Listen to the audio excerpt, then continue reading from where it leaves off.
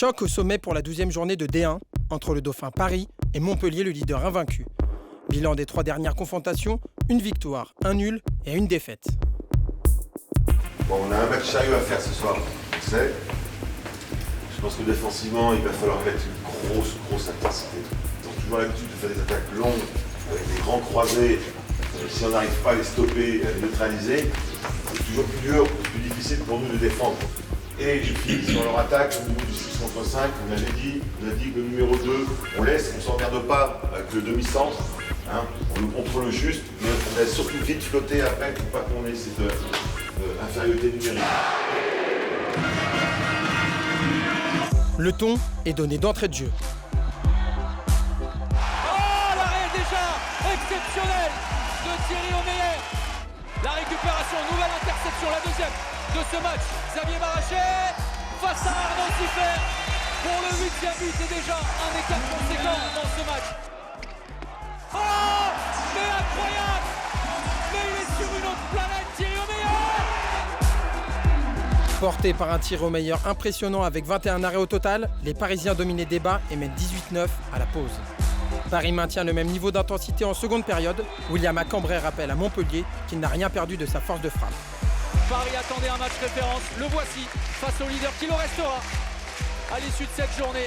Et malgré le 20e but de Montpellier, Paris s'impose avec Lyon, 36-20, une démonstration. Grand coup de chapeau, vous avez fait un match sublime au niveau de l'investissement, du sérieux, de la rigueur. On a été tout le long rigoureux, ça paye. Défensivement, on était présent, au niveau d'attaque, c'était propre, montée de balle. On est dedans, il faut qu'on garde cet état d'esprit-là. Pas le temps de profiter de cette belle victoire. Igor Vorier et ses partenaires ont un défi de taille. Déplacement périlleux dans l'une des enceintes les plus bouillantes d'Europe. Formé au club croate, le pivot parisien sait très bien que l'accueil réservé sera musclé. Zagreb est une très bonne équipe qui défend très bien et qui court beaucoup. Quand je suis arrivé à Paris, ma première année a été vraiment compliquée, car je changeais de championnat, de système, de tactique. Ça n'a vraiment pas été facile pour moi. Invaincus à domicile depuis le début de la saison, les hommes de Veselin Vujovic sont déterminés à faire déjouer les Parisiens. On a un match qu'il va falloir aller chercher. Hein. Ça va nous assurer déjà la qualification, ça va nous assurer de grandes chances comme cette deuxième place. Ça nous permet de passer l'hiver au chaud en termes de Ligue des Champions. Motivés et concentrés, les Parisiens sont fin prêts pour le combat. Le début de match est très serré, l'ambiance est pesante, les défis physiques sont omniprésents. Et derrière l'opportunité pour Paris d'égaliser. Oh là là, mais quel arrêt!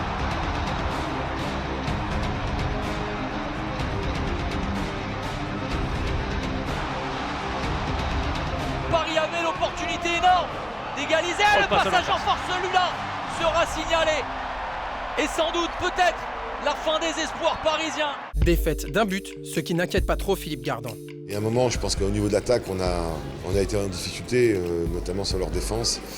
Et voilà, et ce petit trou là, ce petit trou d'air, ce fameux petit trou d'air qu'on a eu contre Kiel, qu'on a eu sur les deux matchs de Kiel, on l'a retrouvé encore un petit peu là. Donc après on a bataillé notre changement défensif a été vachement intéressant, je pense, avec la 5-1.